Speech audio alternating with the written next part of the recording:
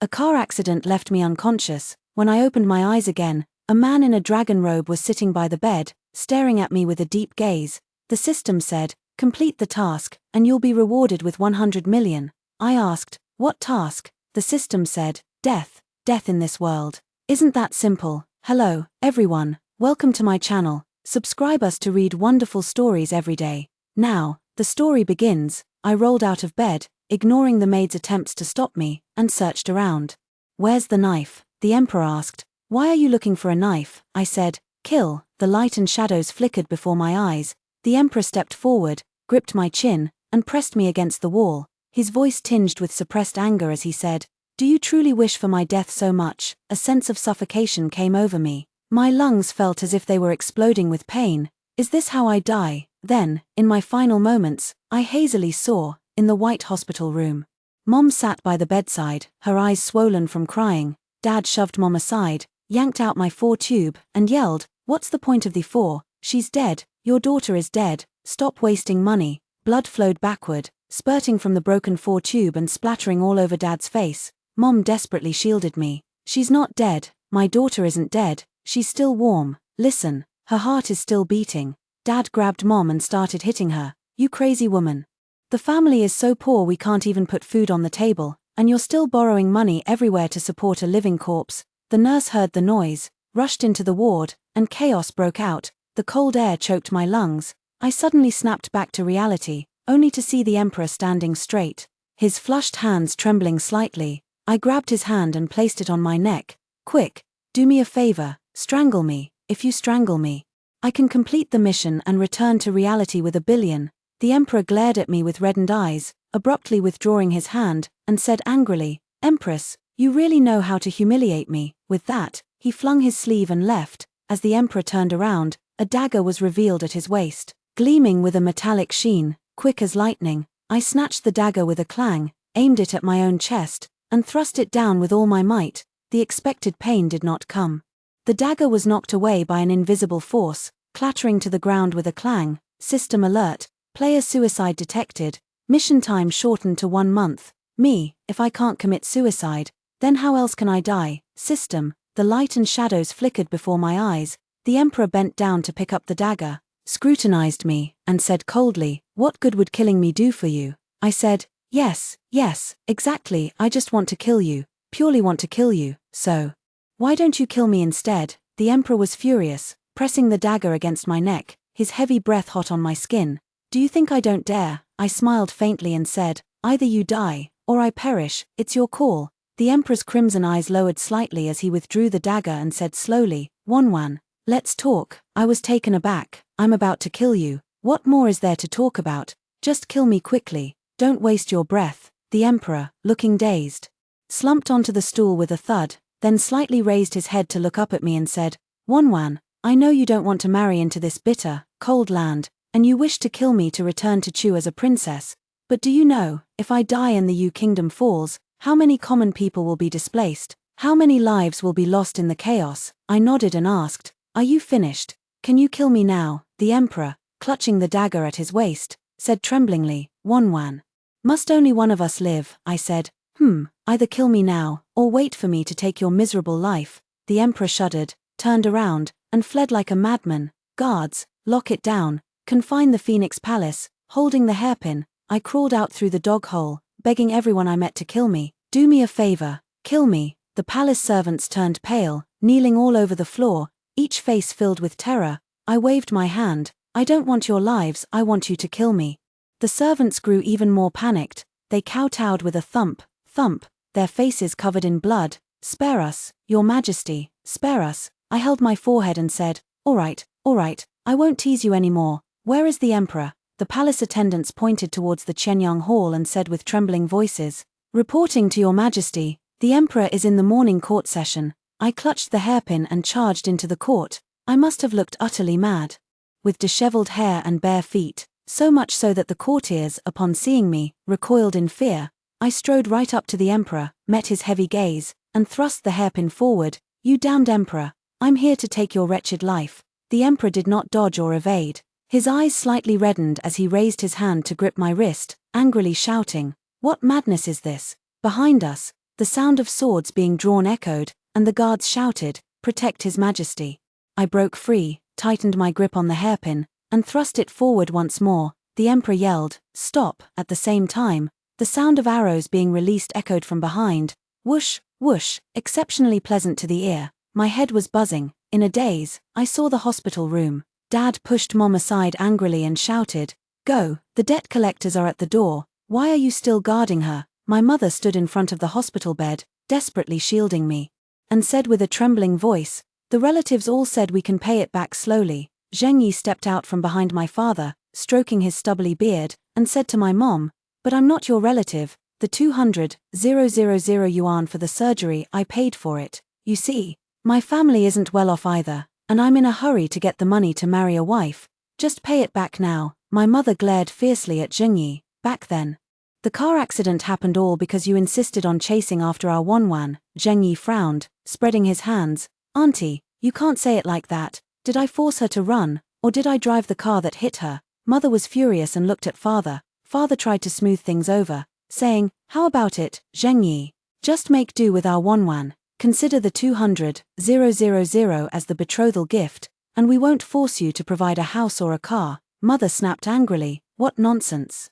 How can Wanwan get married when she's this sick?" Sunlight streamed through the window, falling on my snow-white cheek. A crystal tear slid from the corner of my eye, glimmering faintly. Zheng Yi stared in a daze, a lecherous smile curling at the corner of his mouth. Light and shadow flickered before his eyes.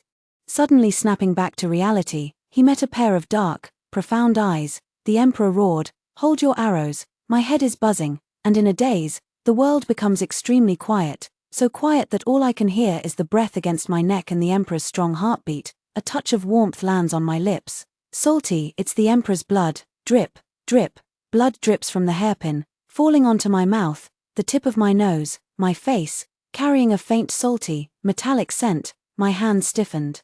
I let go of the hairpin, and stared blankly at the blood covering my palms. Just moments ago, the hairpin had pierced the Emperor's chest, yet he seemed unaware, pressing me to the ground to dodge two arrows flying toward us. He slowly stood up and said weakly, "I'm fine." Someone shouted, "Protect His Majesty." Someone shouted, "The Imperial Physician." The guards rushed forward, their sharp blades pointed at me. The Emperor pushed the swords aside and said weakly, "All of you, step back." "I am fine." Blood trickled down his chest, staining a large portion of his dragon robe. The guard, holding a knife, looked at me, then at the Emperor, at a loss. The Emperor angrily said, "Didn't you hear me? All of you, get out. She is my Empress, not an assassin." With that, a mouthful of dark blood sprayed out. His figure slumped, and he collapsed onto the dragon throne, his bloodshot eyes fixed fiercely on the head of the Imperial guards. The guards hastily withdrew, while the Imperial Physician, carrying a medicine chest, hurried forward, cutting open the dragon robe on the spot to treat the wound. The Prime Minister reported, "The Princess of Qing has arrived in the capital, declaring she will marry no one but you." How should we respond? The Emperor's shoulders trembled, and as he raised a hand to point at the Prime Minister, he spat out another mouthful of blood. I spoke with great audacity, "With me in the harem, one is enough. As for that princess from Qing, tell her to get lost." The Prime Minister trembled with rage. This is a matter of diplomatic relations between two nations, a royal marriage alliance, it cannot be refused. I stood with my hands on my hips, insisting, "We just won't marry her." What can they do? If they want to marry her, they'll have to step over my dead body. The Emperor weakly raised his hand and said, "All matters, let the Empress decide." With that, his vision went black, and he fell into a deep slumber. The Emperor collapsed, the court officials were thrown into chaos. Someone banged their head against a pillar, crying out, "A woman has brought ruin to the nation. Heaven is determined to destroy our great you. This old minister has failed the late Emperor and must die to prove my loyalty." With that, he strode toward the pillar, making a show of intending to crash into it. The ministers stopped him, tearfully pleading, "Prime Minister, you mustn't," I advised. "Prime Minister, please calm your anger. Whatever you have to say, speak it properly. There's no need for tears, tantrums, and threatening to crash into walls." The Prime Minister snorted, flicked his sleeve, glared at me, and said with a trembling voice, "What is there for an old man like me to say to a woman? The great you will surely be ruined by you." With that, he broke free from the restraints of the crowd and strode swiftly toward the pillar. I hurriedly stopped the Chancellor and said, Don't, if someone must die, it shouldn't be you, you should kill me instead and restore order to the court. The Chancellor froze in surprise. I summoned the guards, drew my sword, and amid the fearful gazes of the onlookers, placed the sword in the Chancellor's hand, saying earnestly, "Kill me, and restore order to the court." The Prime Minister trembled violently. Suddenly, he shrank down, thud kneeling on the ground, clunk clunk kowtowing, and said in a trembling voice, "This old minister is utterly loyal to the royal family, without a trace of disloyalty. My offense against Her Majesty in the hall just now was sheer folly. Her Majesty may punish this old minister in any way. I only beg for mercy for my family." I helped the Prime Minister to his feet. "Stop. No more kowtowing, you're not at fault. And what's this about your whole family? Why are you asking for my mercy?" the Prime Minister said with a trembling voice.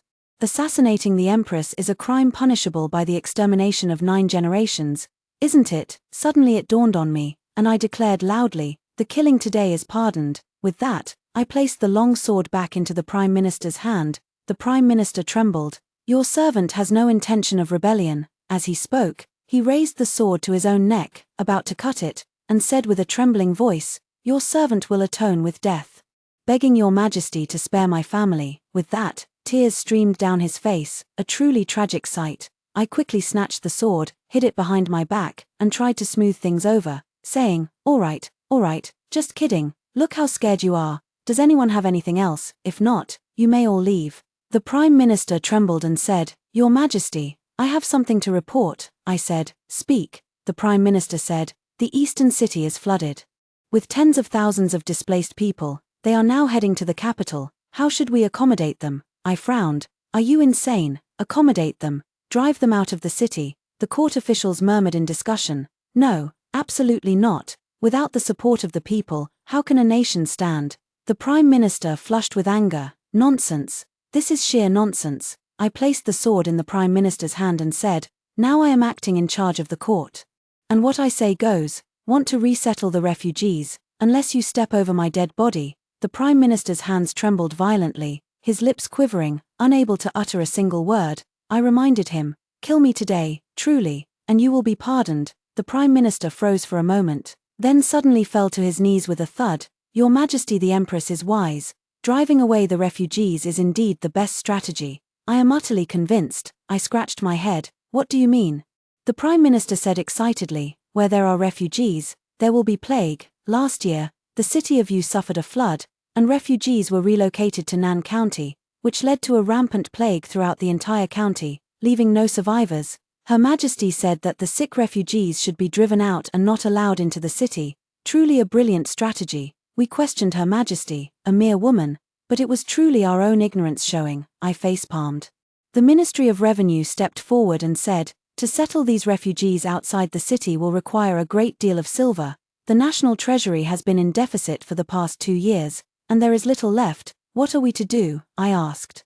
"How much is left in the National Treasury?" The Ministry of Revenue said, 5,000 taels of silver. I said, "That's all. It seems that's not enough. In that case, while we still have some money left, let's buy some good food and drinks, hold a palace banquet, have a good meal together, and then disband." The Ministry of Revenue blinked. What do you mean by disband?" I said, "Everyone, disperse. We're all so poor. What's the point of attending court? Go back to your homes.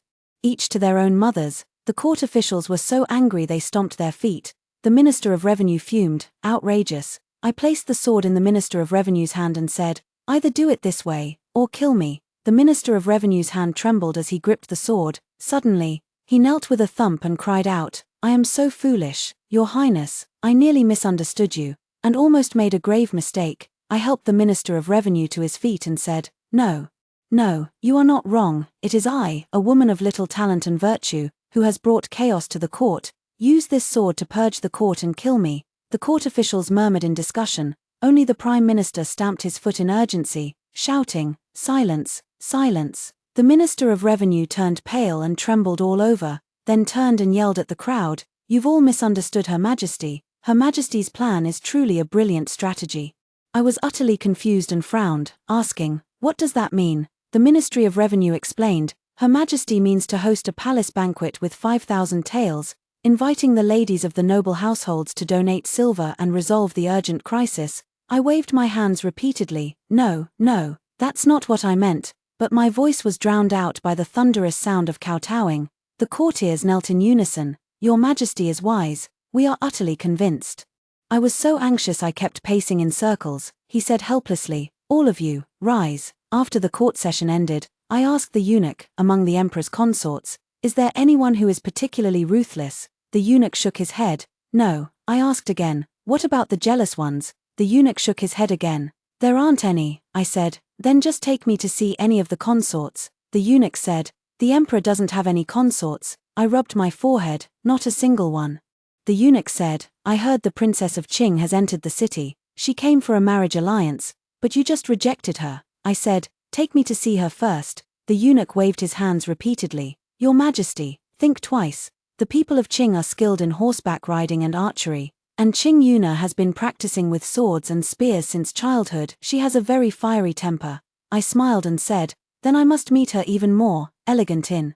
I kicked the door open with a bang, and found myself staring wide-eyed at Qing Yuna, who was in bed with a man. The two of them scrambled to adjust their clothes in a fluster. I entered the room, closed the door, sat down on the tea table, and asked, so you're Qing Yuna? Qing Yuna forced herself to stay calm. So what if I am? I smiled faintly. I've caught you in the act of your affair, haven't I? Shouldn't you silence me to keep it secret? Qing Yuna frowned, scrutinizing me. Tell me.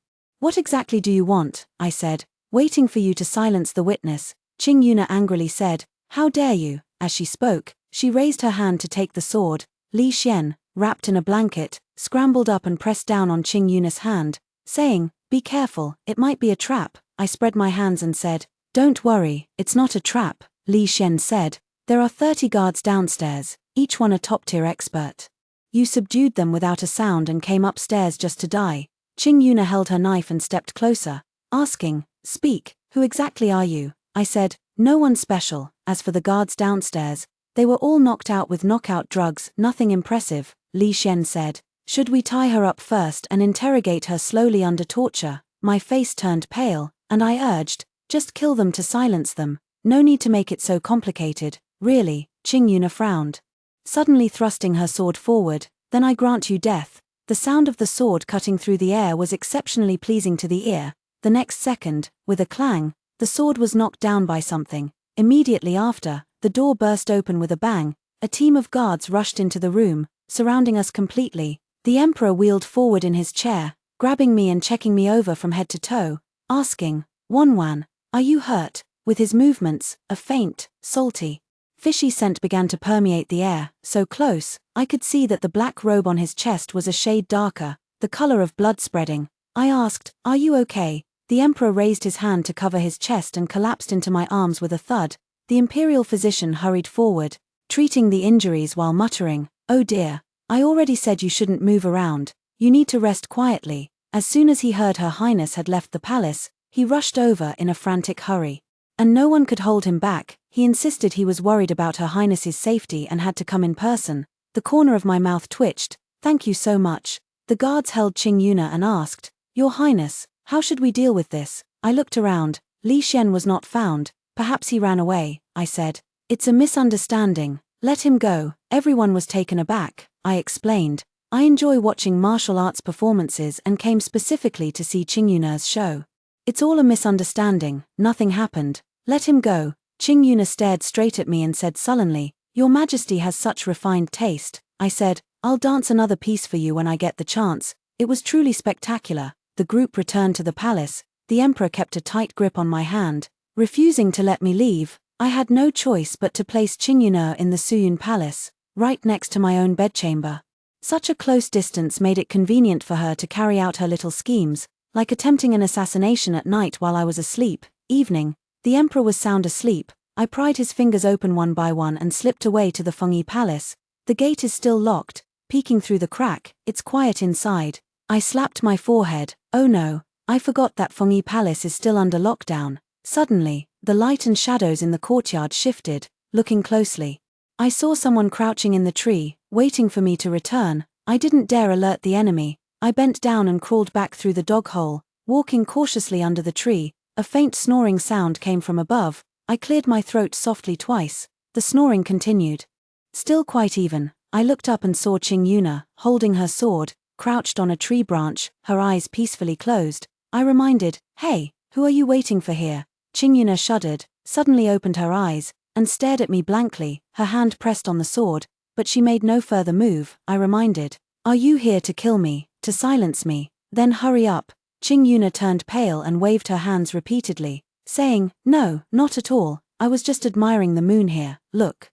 "The moonlight is so beautiful," I asked, admiring the moon, in my courtyard. Qing Yuna laughed awkwardly. "Ah, really? I thought this was Suyun Palace, oh dear, I must have been half asleep and ended up in the wrong place." I said, "No need to pretend, just do whatever you came to do, no need to hide it."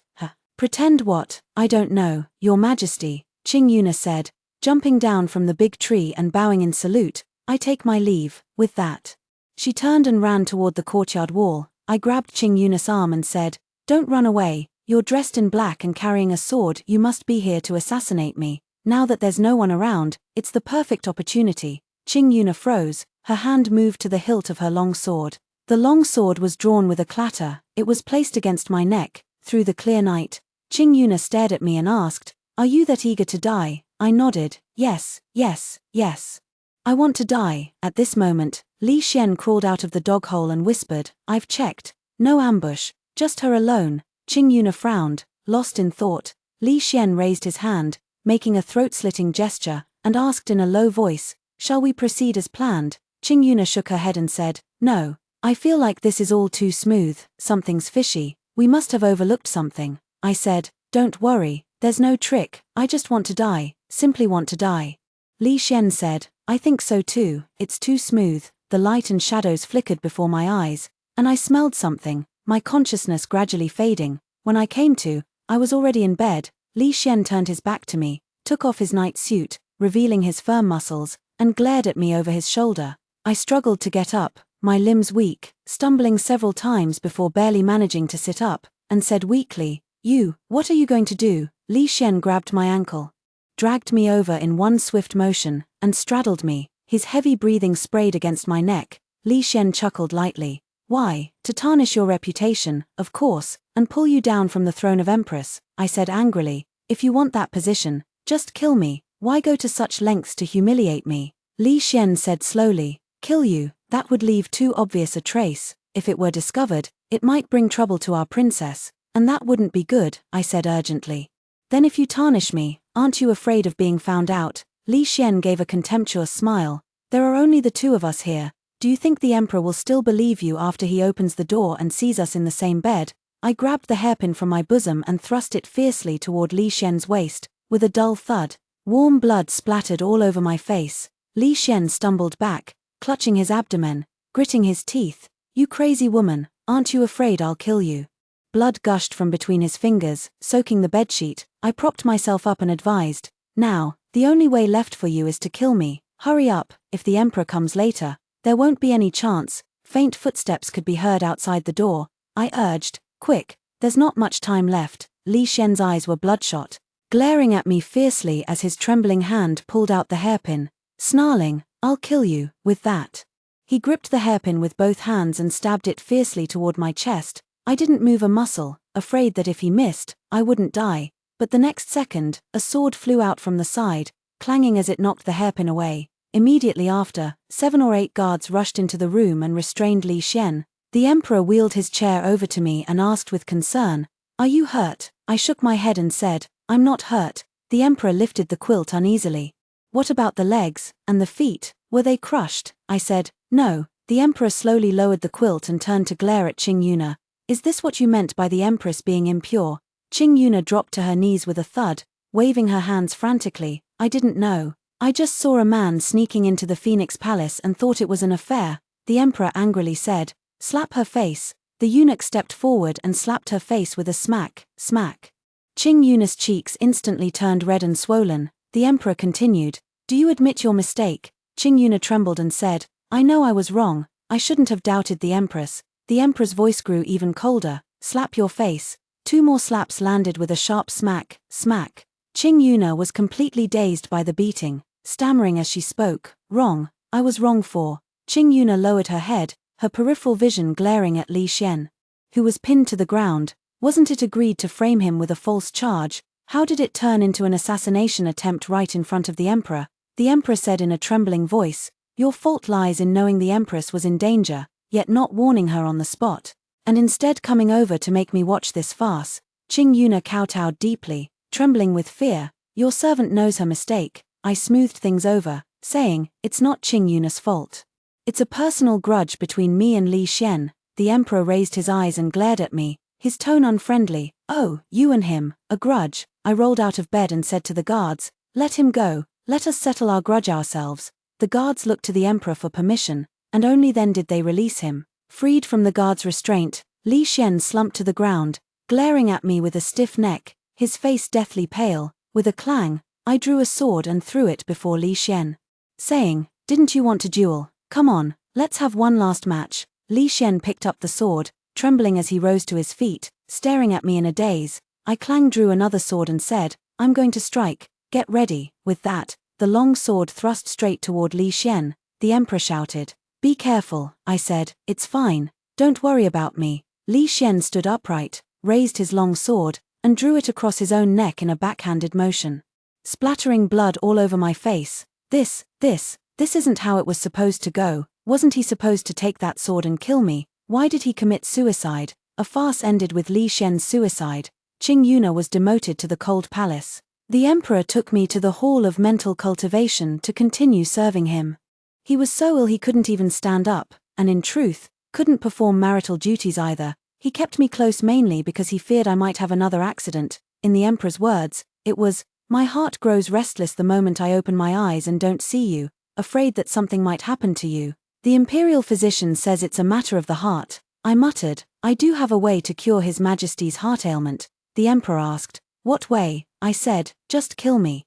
The emperor's face turned pale. I advised, "Your Majesty's worry is simply the fear that something might happen to me. If I die, nothing will ever happen to me again, and there will be nothing left to worry about." The emperor stared straight at me, his eyes growing redder, and said in a low voice, "Wanwan, don't talk nonsense." With that, he buried his head in my arms, holding me tightly, and fell asleep. I really don't know how the emperor managed to sleep while holding me so tightly. Anyway, I didn't fall asleep. Pushing him away only made him hold on tighter. The tender neck, nestled so close to me, I couldn't help but want to squeeze it. Above the neck, the veins pulsed rhythmically, so close that I could see every beat of the pulse, its rhythm matching the beat of my own heart. Plop, plop. Listening to it, I fell asleep and even had a dream. In the dream, I lay quietly in the hospital room. Zheng Yi smirked lewdly, pulled out my 4-tube, climbed onto the hospital bed, and tore at my clothes. Mom rushed into the ward and screamed, "Zheng Yi, what are you doing?"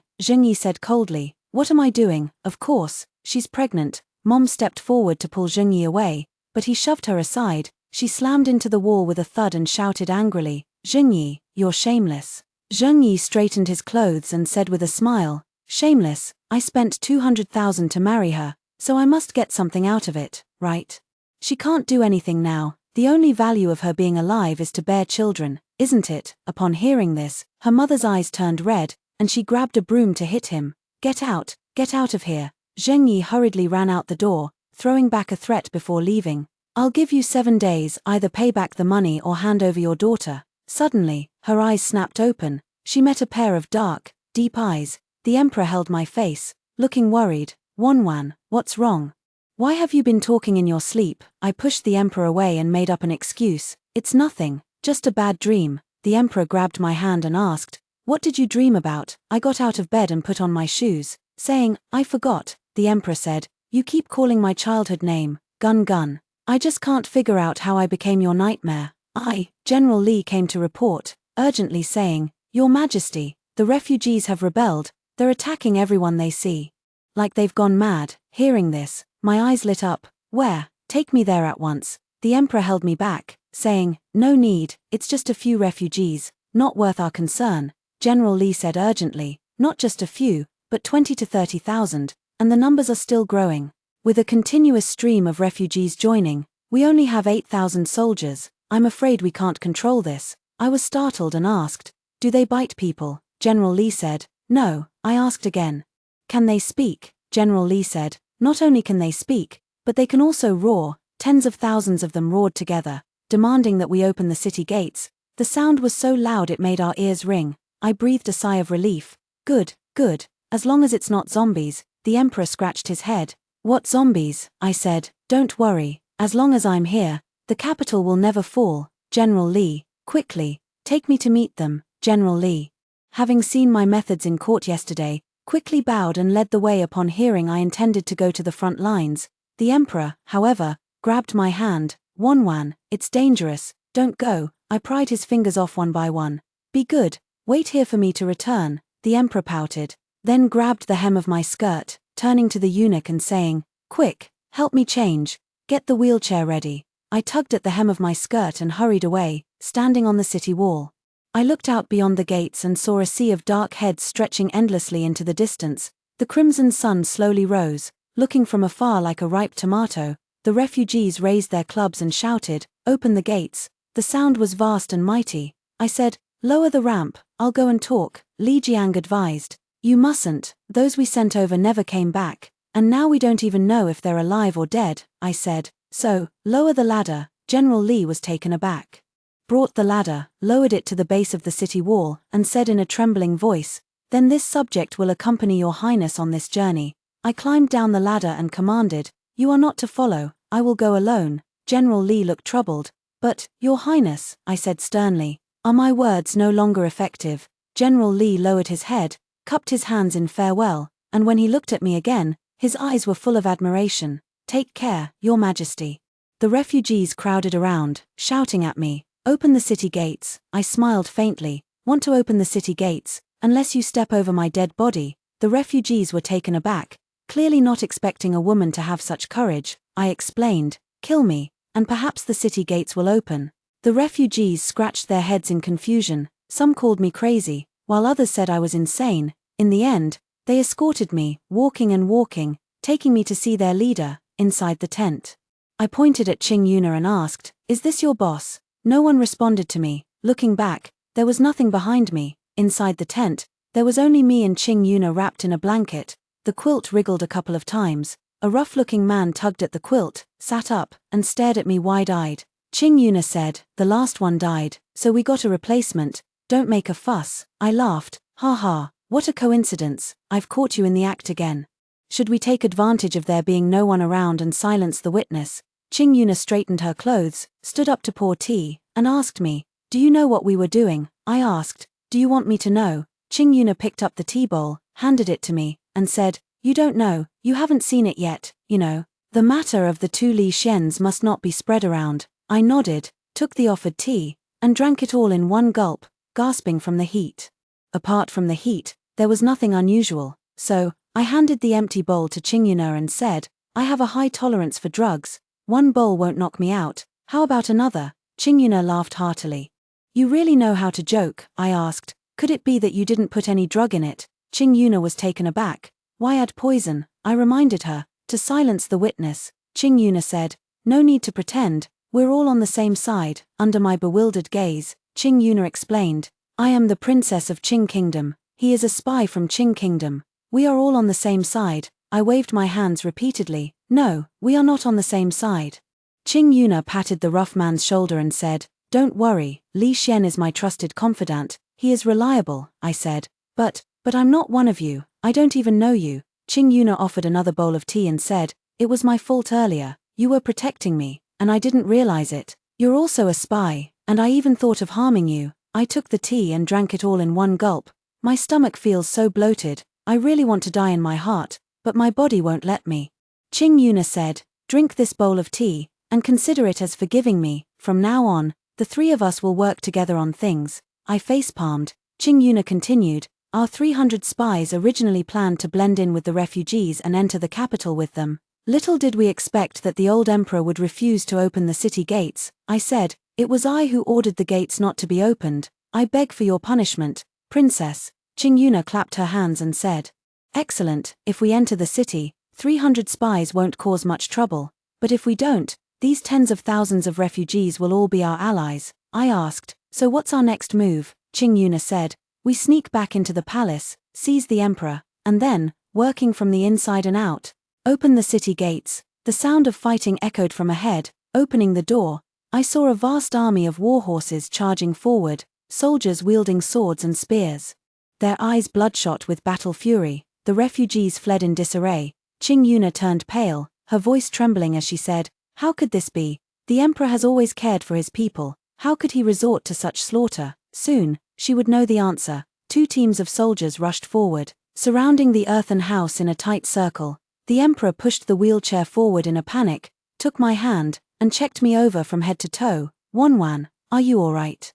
I shook my head and said, "It's nothing." Looking back, I couldn't see Qingyuna or the rough man. The quilt was bulging, probably because they were hiding inside. I said to the soldiers, "Everyone, please leave, I have something to say to the emperor." The soldiers quickly left, closing the door behind them. The room instantly darkened. In the dim light, the emperor looked up at me and asked, "Wanwan, what did you want to say?" The next moment, his dark eyes widened abruptly, reflecting the gleaming white blade of a long sword. Now, I stepped forward, shielding the emperor with my body. A piercing pain shot through my back. A long sword had pierced my chest. In a daze, the emperor cried out, "Wanwan." His cry was heart-wrenching. I collapsed into the emperor's embrace, closed my eyes, and lost consciousness. When he opened his eyes again, the beaded curtain and jade screen swayed gently. The emperor paused his hand from wiping my sweat and exclaimed with delight, "Wanwan, you're awake." My head was buzzing, trying to prop myself up. A sharp pain shot through my chest and abdomen. The emperor's eyes were slightly red, at a loss. "Wanwan, don't move recklessly. The imperial physician said you need to rest quietly." I asked, "Why didn't I die?" The emperor said, "I'm sorry, it's my fault.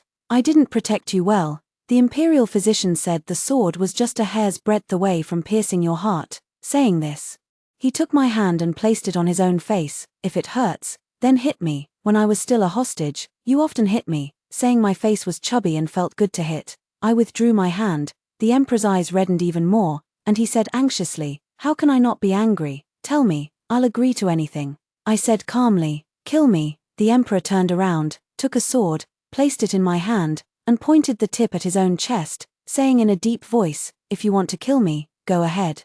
After all, you saved this life." I pondered for a moment, sighed, and said, "All right, I was just joking. By the way, where is Qingyuna?" The emperor said, "Locked up in the imperial prison." Urged by the eunuch, the emperor went to court in a wheelchair. I held the sword and wheeled my chair into the forbidden prison. The prison was empty, with only Qingyuna inside. Her dress was disheveled, her hair a mess, and she looked utterly haggard. Seeing me, she widened her eyes and demanded sharply, "Why block the arrow?" Without a word, I took the key, rattled it into the lock, pushed open the cell door, and handed over the long sword.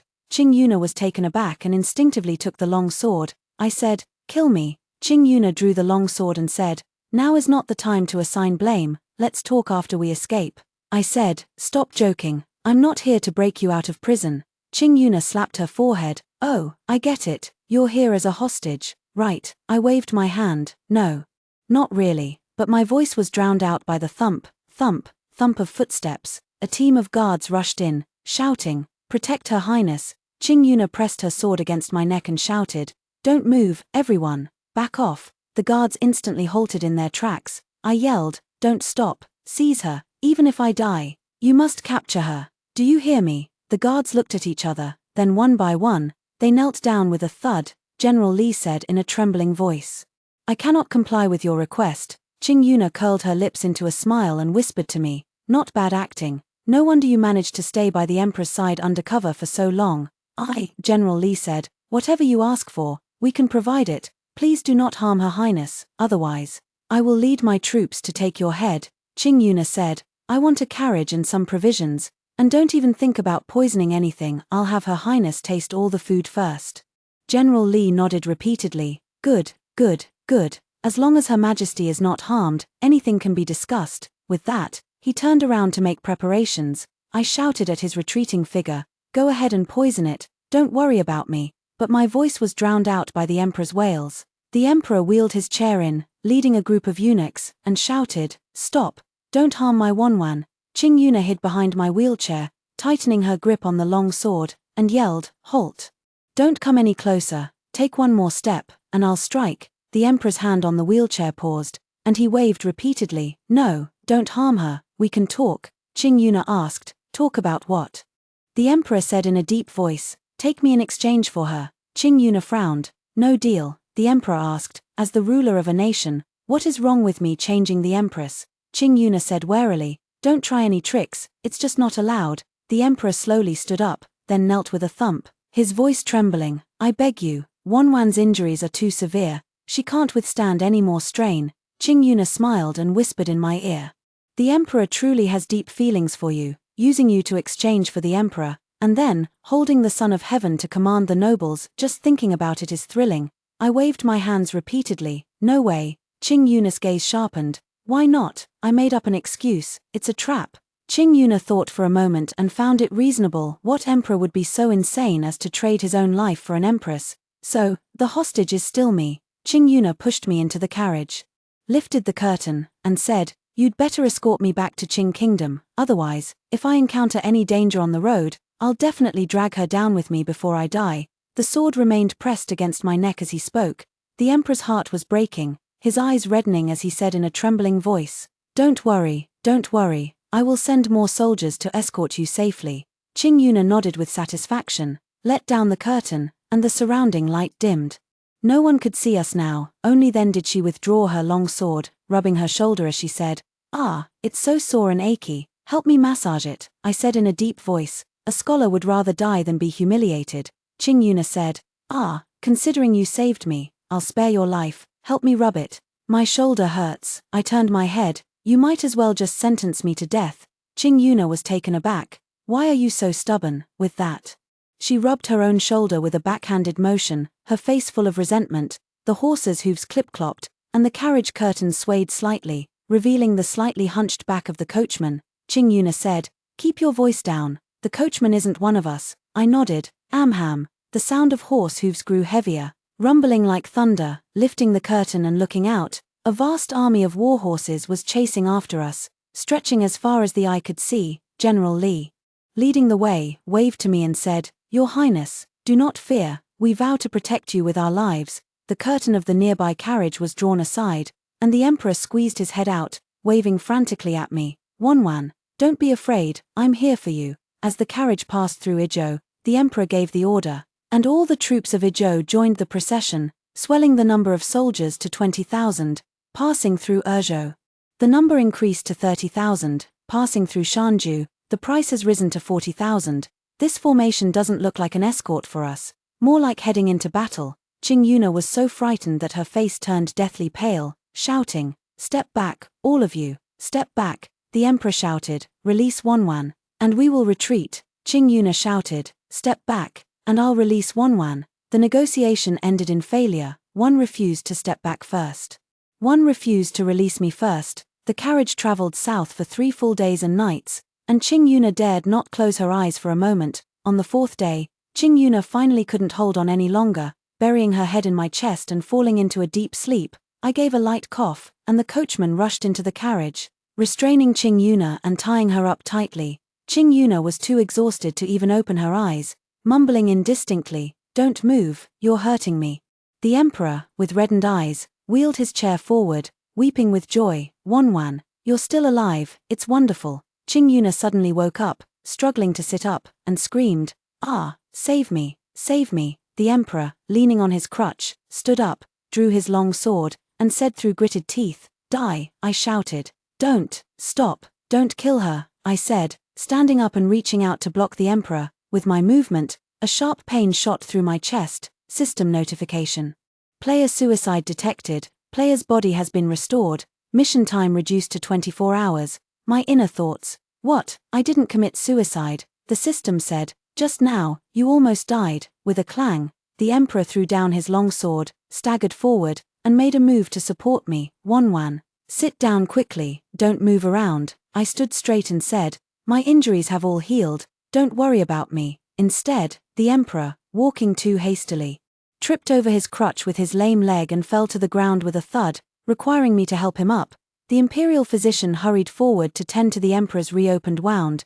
The emperor grimaced in pain, staring at me intently, and asked, Are you really okay? I hopped a couple of times and said, See, I'm fine, my healing ability is really strong. The emperor said, Still, take it slow, if the wound reopens, it'll hurt a lot. I said, "Don't worry, I know my own body best."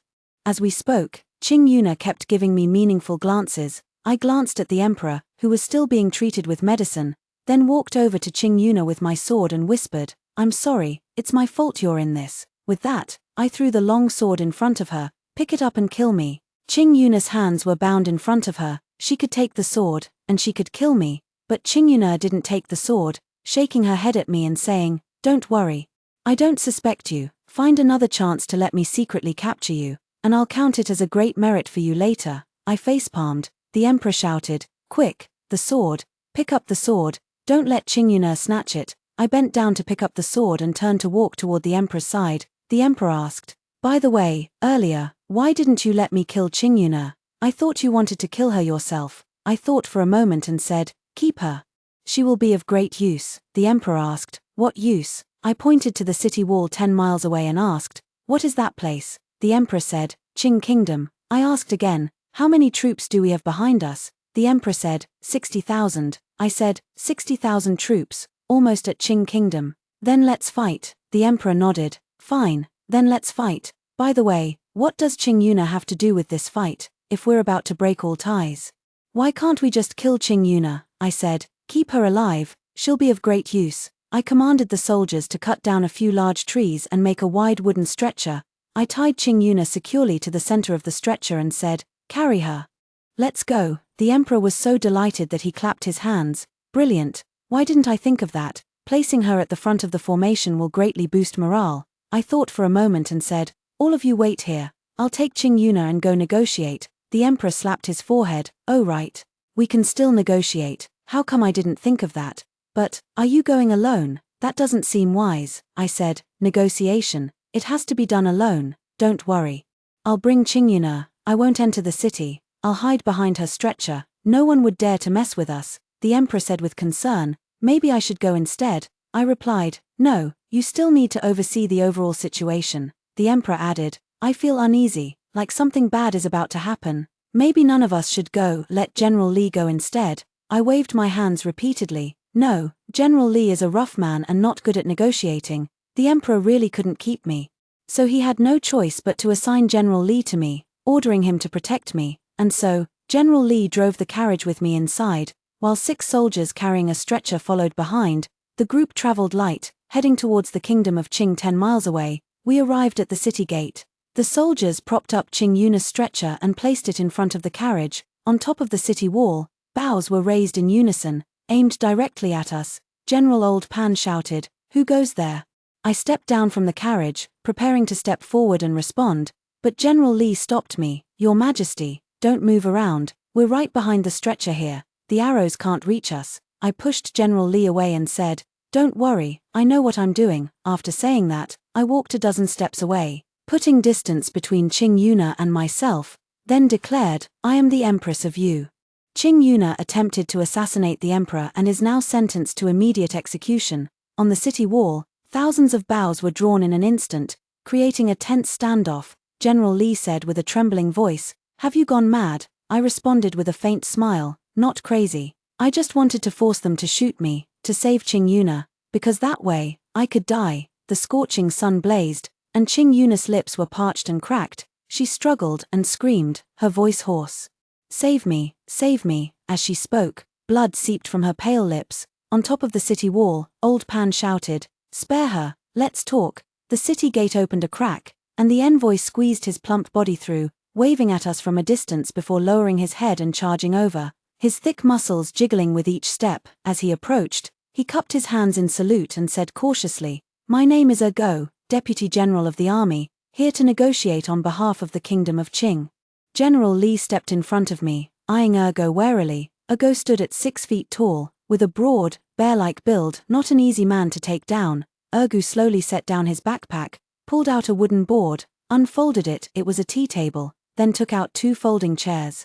Placing the smaller one on my side and the larger one on his own, General Li's frown deepened. "What kind of trick is this?" Go said. "Heh, my butt is big, I need a wider seat." As he spoke, he handed over a bamboo tube. "The princess is thirsty, go give her some water." General Li took a step back, eyeing Go warily. I snatched the bamboo tube and shoved it into General Li's hands. "Go on, if you die of thirst, It won't be good for negotiations. General Li nodded, took the bamboo tube, and walked toward Qing Yuna. She was tied up high. It would take some time to get her down. Ergu took out 2 bamboo tubes again, handed one to me, and gestured for me to sit down.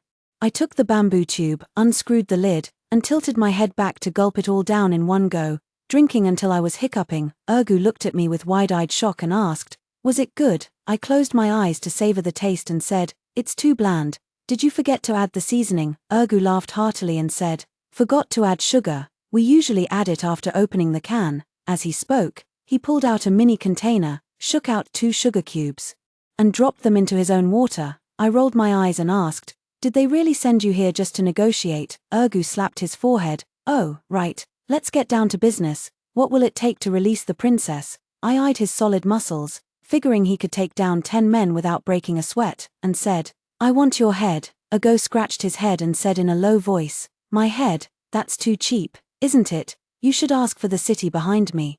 Yinluo City is the largest and wealthiest city in the Qing kingdom. Taking it would essentially mean taking the entire Qing kingdom. I frowned at Ergu and said, "Then it's your head, plus 1 city." Ergu jumped up in a panic. No, my head isn't worth much. If you really need a head, you can take Old Pan's. He's the city defense general. Once he's gone, Yinluo City will surely surrender without a fight. My frown deepened. "Ergu, is it? What exactly are you here for?"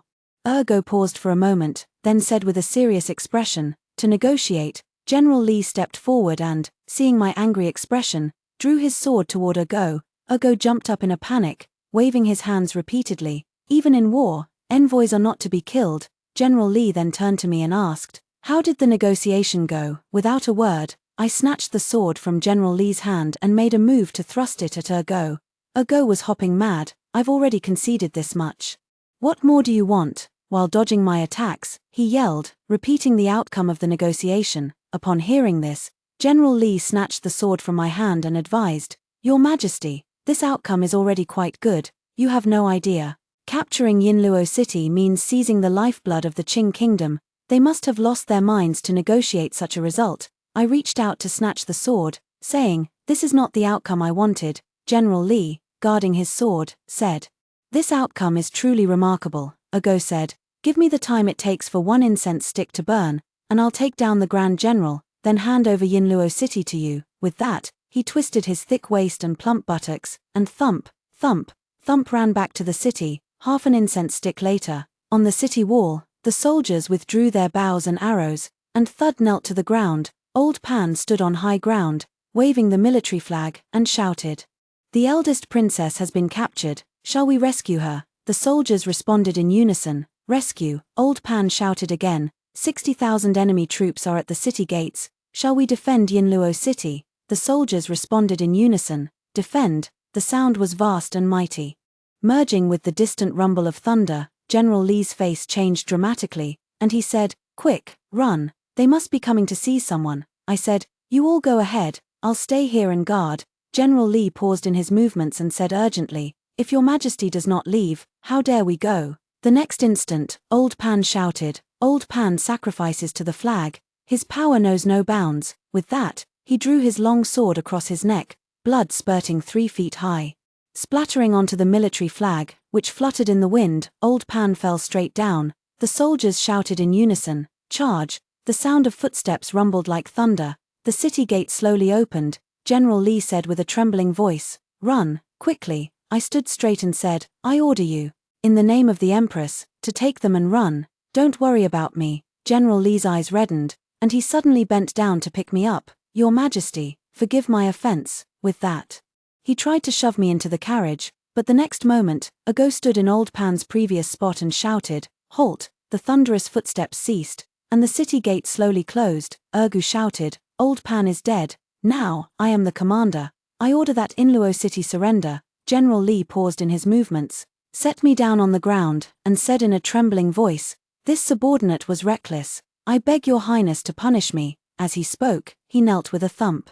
I steadied myself and looked toward the city. The city gate slowly opened. Ergu laid down his weapon and shouted from the city wall, "We welcome the Empress into the city." The soldiers inside the city all put down their weapons, bowing their heads and standing still. On the wooden stretcher, Qing Yuna roared, "Traitor! You deserve to die." She roared and roared until she ran out of breath and fell unconscious. General Li got up from the ground and stopped me, saying, "Your Highness, be careful. It might be a trap." I glared at him and said, "Shut up." With that, I strode toward the city. General Li, holding a long sword, quickly caught up and urged, "Your Highness, why not wait for the army to arrive before entering the city together?" I said, "If you're afraid of dying, go back, I'll go in alone." General Li was taken aback and said with a trembling voice, "I'm not afraid at all, it's just that the surrender of this city is truly bizarre." Entered the city. Hundreds of commoners crowded out, kneeling and kowtowing. "Heavenly Bodhisattva, you've finally come." The soldiers all bowed their heads, with no weapons in their hands. General Li slowly sheathed his sword, muttering, "Is it really this smooth?" Ergu approached, waddling with a sway, his chubby face beaming with a grin that bloomed like a flower, showing no trace of a general's demeanor. I scratched my head. "Yinluo City, has it really surrendered just like that?" Ergu laughed. "From now on, our Yinluo City belongs to your great Yu." The soldiers all knelt down in unison, declaring, "We are willing to pledge allegiance to great Yu." As the soldiers knelt down, what was behind them was revealed. The ground had sunk in, forming a massive pool of blood, on which floated tens of thousands of human heads. A gentle breeze blew by, carrying the pungent smell of blood. General Li was greatly alarmed and tried to pull me away to run, but I shook him off and said, "Stop messing around." Ergo explained, "That's a blood sacrifice. The kingdom of Qing intends to offer all the citizens of our entire city to the heavens. Now that you're here, we are finally saved." The soldiers pleaded in unison, "We beg your majesty to grant us permission to save them." I asked, "What do you mean?" Ergo pointed at the bobbing heads in the blood pool and said, "They're not dead yet." I nodded, "Save them. The tens of thousands of civilians in the blood pool, they are not dead yet. Most of them are the family members of the soldiers." One by one, blood-soaked people were pulled ashore, kowtowing deeply in my direction. Ergu said in a low voice, "Almost all 30 million citizens of Yinluo City died in the blood sacrifice, and now only these tens of thousands remain." I asked, "Why the blood sacrifice?" Ergu gritted his teeth and said, "The old emperor believes in deities, claiming that a blood sacrifice for 49 days can summon zombies." At that moment, a low rumbling sound echoed, like muffled thunder. Looking up, outside the city gate, a dark mass of soldiers and horses charged forward. In the center was a carriage, from which the emperor's head popped out, shouting, "Charge, save Wanwan." I jumped up and down, waving my arms, "Stop, stop for me." The massive army halted in their tracks, drawing their bows and aiming arrows at the soldiers behind me. Ergu said in a trembling voice, "Your Majesty, spare my life." I nodded and shouted at the emperor's sedan chair, "Get down here." The emperor, pushing his wheelchair, hurriedly descended from the sedan chair. 2 teams of imperial guards flanked him, holding gleaming swords, watching us warily. I beckoned to the emperor, "Come here." The emperor's face turned pale as he shouted at Ergu, "Name your conditions. What will it take for you to release Wanwan?" Ergu scratched his head, looking utterly confused. "Who is Wanwan?" General Li explained.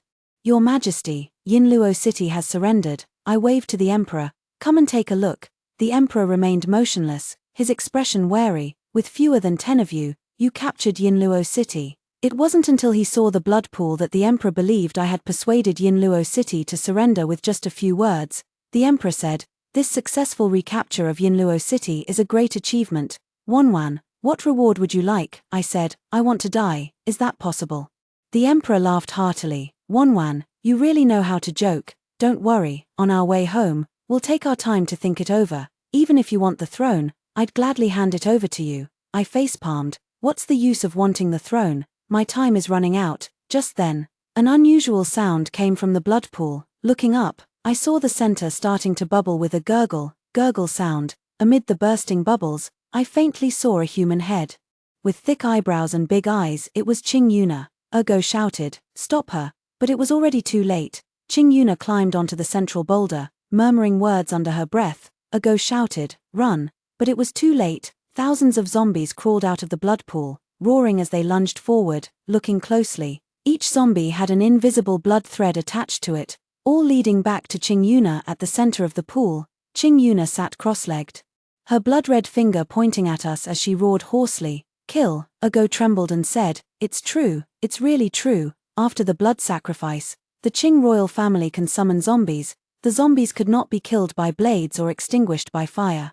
They bit one soldier after another, and those bitten would convulse twice before turning into zombies themselves, then start attacking us. The soldiers shouted and charged at the zombies, covering our escape. I asked the system, does being killed by a zombie count as death? The system said, yes. General Lee pushed me. Run. The Emperor pulled me over, carried me into the wheelchair, and shouted, General Lee, push me. The scenery before my eyes swayed. General Lee pushed us forward.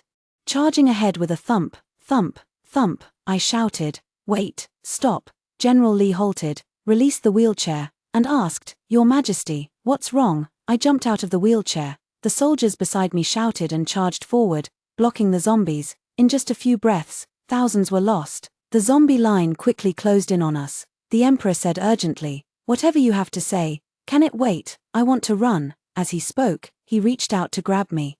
I stepped back to dodge and asked Ergo, how far can Qing Yuna control these zombies? Ergo said in a trembling voice, theoretically, there's no distance limit. I said, then where can we run to? Once she grows up, the entire world will fall. General Lee frowned. Ergo stomped his foot in frustration. The Emperor sighed. What should we do then? I said, I have a way. The Emperor asked, what way? I climbed onto the city wall, tied a simple lever with a wooden stick, sat on one end of the lever, and said to General Lee, quick, send me over. This lever can throw me up and send me over to Qing Yuna. The Emperor waved his hands repeatedly. Absolutely not. You can't beat them, I said firmly. No, I can beat them. The battle line had already retreated to the city wall, with countless zombies climbing up from below. Ergo, holding an iron fork, was taking them down one by one. But as soon as one was taken down, another would appear. And more zombies were climbing up. General Lee said, let me go. I said, no, only I can kill her. The Emperor took my hand and asked with tears in his eyes, Wanwan, how will you kill her? I know her weakness, it's too complicated to explain right now. The Emperor was still uneasy. Then let General Lee lead the charge, and you finish her off. I waved my hand. No need, there's no time. If you don't send me over now, we'll all die. 7 or 8 zombies advanced to the top of the city wall, forcing Ergo to retreat step by step.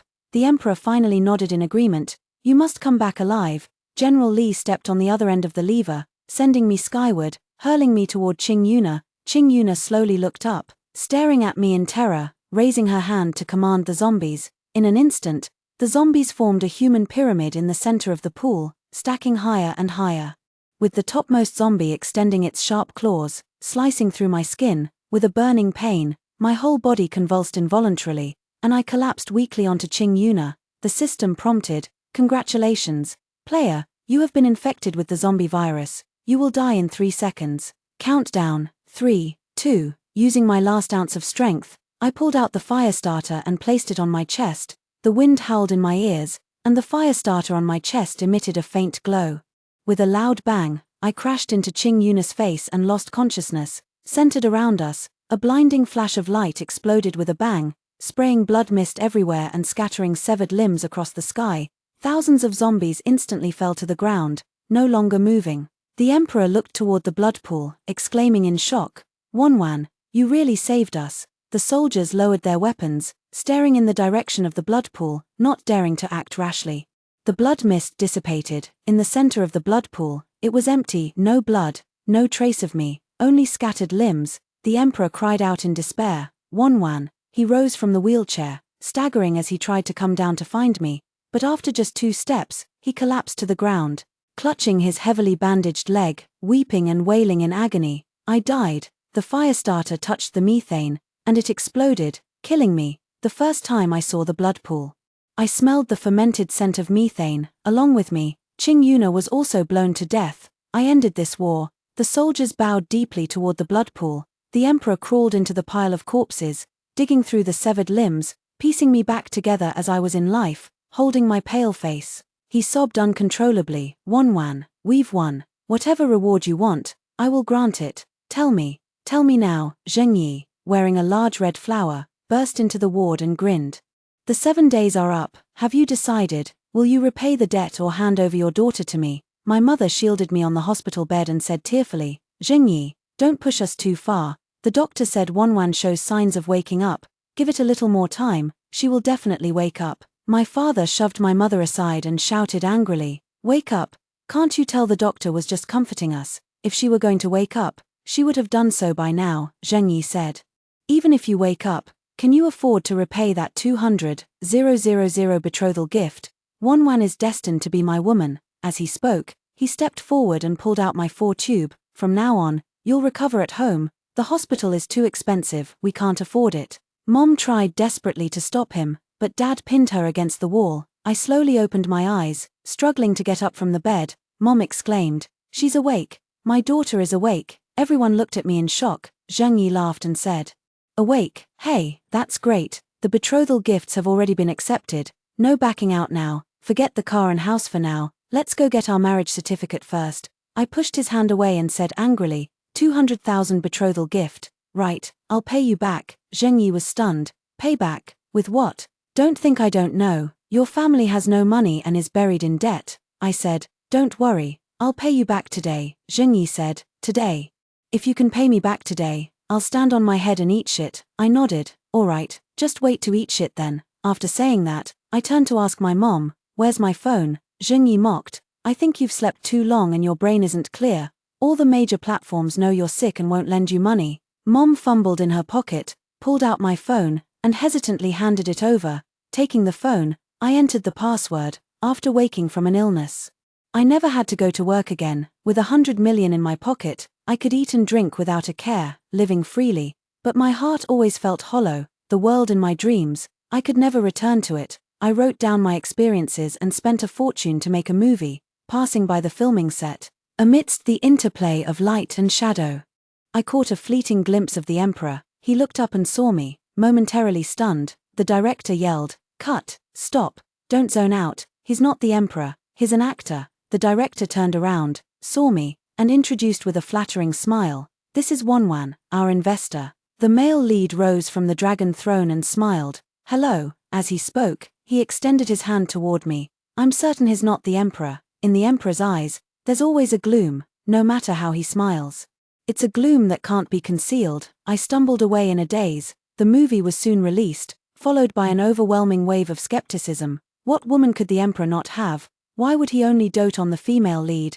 The Emperor is so brainless. How did he even become the Emperor? Acting like a total fool, I put down my phone, feeling utterly disheartened. Walking through the dimly lit alley, suddenly, someone called out to me, "Wanwan." Looking back, amidst the interplay of light and shadow, the male lead ran toward me, his tone filled with emotion. "I remember now, my name is Gun Gun, the name you gave me. I've been a hostage since childhood, with no father's care, no mother's love. If it weren't for your protection, I would have died long ago." Staring at the gloom in his eyes, for a moment, I saw the Emperor. In that instant, the past and the present, film and reality, collided with a sudden intensity. Is film not, in its own way, another kind of life? The end.